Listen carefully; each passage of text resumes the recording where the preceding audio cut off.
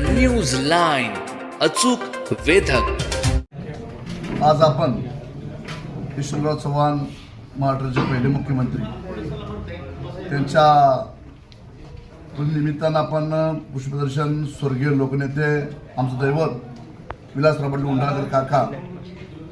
यांनी सुरुवात केलेली परंपरा अखंडितपणे चालू ठेवण्यासाठी आमचे युवा नेते सन्माननीय रेल्वे चेअरमन उदयसिंह पाटील दादा यांच्या मार्गदर्शनाखाली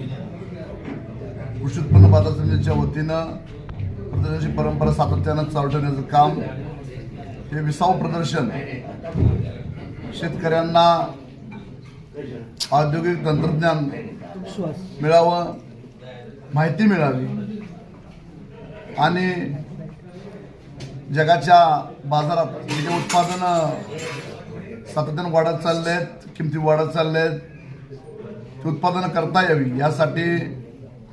सन्मान्य उदयसिंह पाटील दादा यांच्या मार्गदर्शनाखाली ही कृषी प्रदर्शनाची यंत्रणा सातत्यानं चालू आहे आणि चालू ठेवण्यासाठी आमचे सभापती असतील, उपसभापती असेल, संचालक मंडळ असेल, कर्मचारी वर्ग असेल, असणारा झडपीचा कृषी वर्ग असेल, पशुसंवर्धन असेल, कलेक्टर साहेब असतील, BDO साहेब असतील, सर्वांच्या संयुक्त विद्यमानाने ही असणारी यशवंतराव चव्हाणांचे कृषी प्रदर्शन सातत्यानं चालू ठेवण्यासाठी आमचा प्रयत्न कायम राहील आणि तुम्ही दिलेल्या सूचना, जगाला अडचणी, त्या अडचणींचं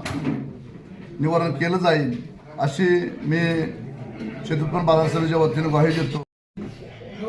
कराड शेती उत्पन्न बाजार समितीच्या वतीनं दरवर्षी आपण स्वर्गीय यशवंतराव चव्हाण कृषी औद्योगिक पशुपक्षी प्रदर्शन व जिल्हा कृषी महोत्सव आयोजित करतो. ह्या वर्षी हे आपल्या प्रदर्शनाचं 20वे वर्ष आहे आणि या वर्षी म्हणजे जरी प्रतिवर्षी 24 ते 28 नोव्हेंबर म्हणजे स्वर्गीय यशवंतराव चव्हाण यांच्या पुण्यतिथीनिमित्त हे प्रदर्शन आयोजित होतं, परंतु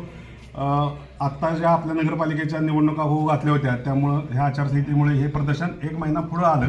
आणि आता या वर्षी आपण 26 ते 30 डिसेंबर 2025 या कालावधीमध्ये आपण प्रदर्शन आयोजित करतोय. या प्रदर्शनामध्ये 26 तारखेला सकाळी 10 वाजता आपल्या परंपरेनुसार अनौपचारिक उद्घाटन हे कराड तालुक्यातील प्रगतशील शेतकऱ्यांच्या हस्ते होणार आहे आणि दुपारी 4 वाजता या प्रदर्शनाचा मुख्य उद्घाटन सोहळा होईल. त्यानंतर हे 30 तारखेपर्यंत प्रदर्शन सर्वांना बघण्यासाठी खुलं असेल. ह्या प्रदर्शनाचं सगळ्यात महत्त्वाचं वैशिष्ट्य म्हणजे आता आपण पाहतोय की सगळीकडे AI टेक्नॉलॉजी ही मोठ्या प्रमाणात वापरली जाते आणि ही AI टेक्नॉलॉजी ही आपल्या शेतीमध्ये देखील यावी, शेतीमध्ये देखील आलेली आहे, परंतु त्या AI टेक्नॉलॉजीचा आपल्या परिसरातील शेतकऱ्यांना